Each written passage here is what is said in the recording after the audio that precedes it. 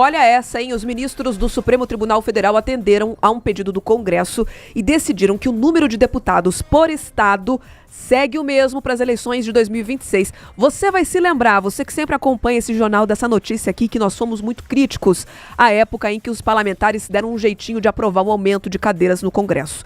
Os magistrados, então, do STF formaram por maioria a manutenção no pleito do próximo ano para o atual número de 513 deputados federais e a distribuição em vigor das vagas por unidade da federação.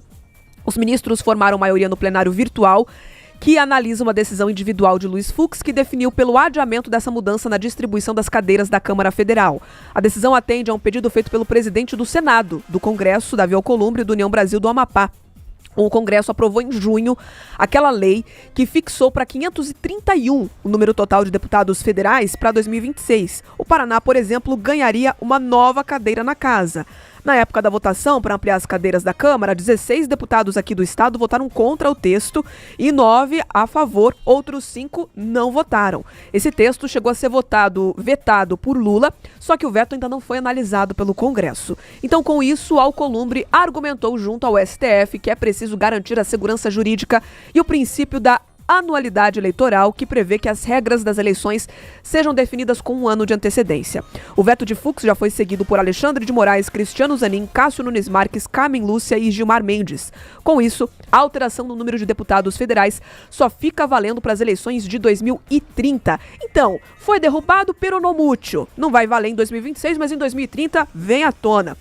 Vamos relembrar aqui, os parlamentares deram um jeitinho de aumentar o número de cadeiras no Congresso para que não perdessem alguns estados diante do novo resultado do censo de 2022. Alguns estados, alguns entes da federação, teriam ali uma perda de parlamentares porque o número populacional diminuiu, e isso é proporcional. O número de habitantes de uma região com o número de parlamentares numa Câmara Federal. Nós teríamos de 513 para 531.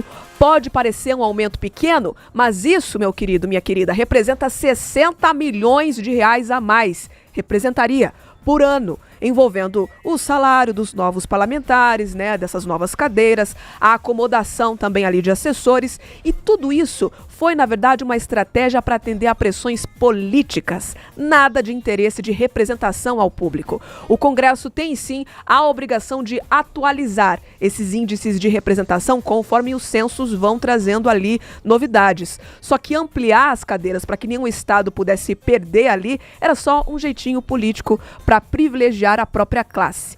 O STF, nesse momento, então, tem razão em cobrar aqui o cumprimento da Constituição.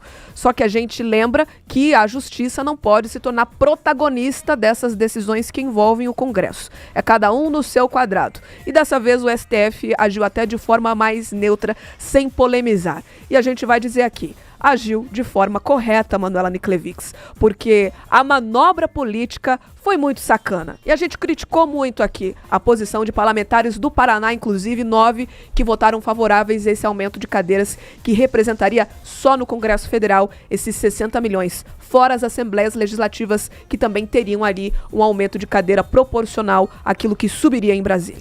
Na verdade, os parlamentares tentaram colar mesmo, né, essa história do aumento de cadeiras ao Supremo Tribunal Federal, que cobrava essa redistribuição das cadeiras, mas nunca um aumento de cadeiras, como eles não queriam diminuir, estados ali não queriam perder, justamente veio essa sugestão ali, né, essa resolução mirabolante do Congresso Nacional, dos parlamentares, que são os maiores interessados nisso, de aumentar o número de cadeiras de maneira geral. A Bia falou do valor de 64 milhões de reais, que é o cálculo que foi feito pelo presidente da Câmara dos Deputados, Hugo Mota, que é um cálculo que joga tudo lá bem por baixo, tá? Porque diversas associações fizeram os cálculos e estimam que um aumento no número de deputados de 513 para 531 pode chegar a custar mais de 845 milhões de reais todos os anos, só para cobrir ali os custos envolvidos com tudo isso. Lembrando que isso tem efeito cascata nas assembleias legislativas também, que tem um número proporcional à Câmara de Deputados lá de Brasília. Então, por exemplo, aqui no estado do Paraná também teria aumento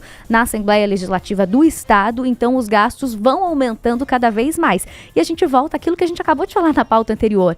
É dinheiro público, e a gente fala dinheiro público como se fosse um dinheiro que dá em árvore, né? É dinheiro do pagador de imposto, que sai do bolso de todos nós. Então não tem nenhum tipo de zelo. Eles são os primeiros, Carlos Koba, quando tem que fazer várias críticas que são muito que necessárias também a gastos exagerados dos executivos, né? Sejam estaduais, sejam o executivo federal, até do próprio judiciário, mas na hora de olhar para farinha pouca, meu pirão primeiro, né?